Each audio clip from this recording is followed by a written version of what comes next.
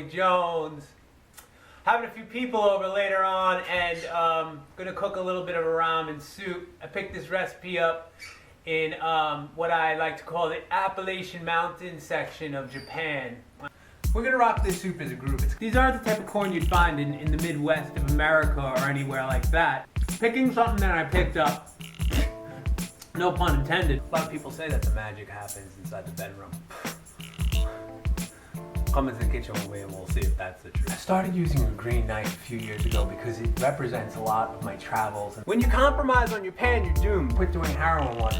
I just always had one of these corners in my mouth. I was in a sweatshop in Bangladesh and people call me a picker. I just pick a lot when I'm making stuff, but my kidnappers finally let me go. I decided to stay for like 15 minutes afterwards, and it was really an amazing experience.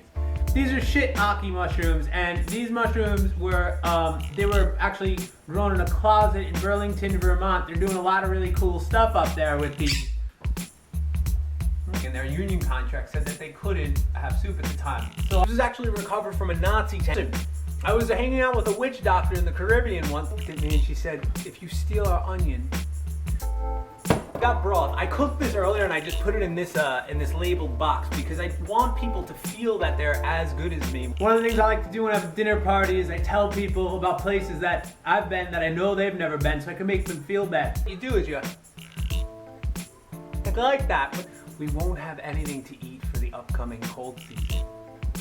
You remind someone of your travel. Any chance you get, forget about organic eggs. You really want to try to get the rarest animal possible. I really don't understand. I only bring these out when I'm in deep communion with friends. Take the can, you're gonna put it into a coffee grinder, and you want to get it. One of the things you want to do is you really want to let people know you're better than them in a way that's not as, it's not. So in the ashram, what they told me was, just go back.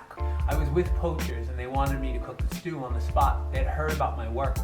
The turtle egg really balances nicely with the hawk meat. So how that statement, how deep it was.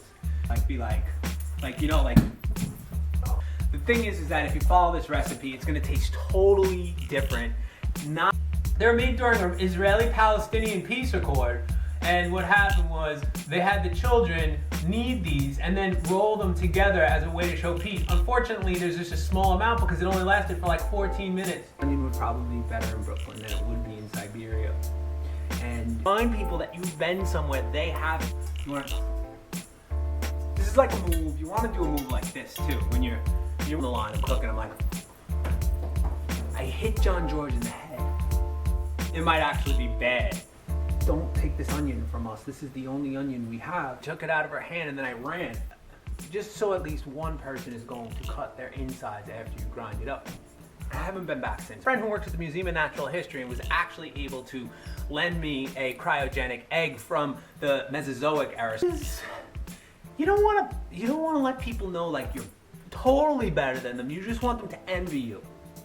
What I did was I scalped. I had this shipped over exclusively from one of my cartel friends, and this be something that I could tell people to make them envy me. But when I'm working, I like to listen to music.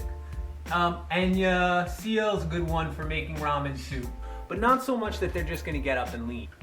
Snow peas. When you travel around a lot, you refer to America as the States. So I'm gonna remind you what it's like to have to live in complete poverty. So what's happening is, you're blessing it with your saliva. These are made exclusively in Newark, New Jersey. It's a hydroponic float. So what happens is the float goes up in the air, it's a Zeppelin, and then they're growing these, and then you put the bird in the soup. A lot of people are asking me how I get that consistent taste throughout my entire meal so that it's this fluid fusion of beautiful stuff. I'm gonna try to infuse the tastes that I've experienced all around the world and bring them into what I'm cooking in my kitchen in the States. Halfway through the dinner party, you tell everyone that the reason why things tasted so good is because you spit all over. This is a little trick I picked up from migrant workers in Angola. I want to get rid of the beak. When I came back to the States, one of the things that I wanted to do was share my experience with people like you who are just sitting at home and have nothing to do. I arrived and I didn't know how to sharpen the knife. So what you do is you just use it here and then, so you might want to settle on pork, chicken if you're on a budget. They shoot them down to people below and the people receive them. They put them through another process. They're made in an organic farm in Brooklyn where they only use soil that has dead people below it. It's a really great, you want to simply, what you want to do is you want to get down, you want a great way to get that extra alchemical almost taste into your soup, and a great conversation starter as well. I've only stabbed someone once. I try to bring that, every time I cut, I try to bring that anger into it, because you're putting, you want it to really get like that. So you got your corn, and the corn's gonna get the whole experience there in the vacuum, and you cut. That's the passion you're putting into your food when you're cutting like that. So you want to get ready to cook, and it's a little embarrassing, but I think because I've been traveling so much, my landlady has shut off the gas, or my roommates haven't paid the bill. We're gonna finish this at a next time.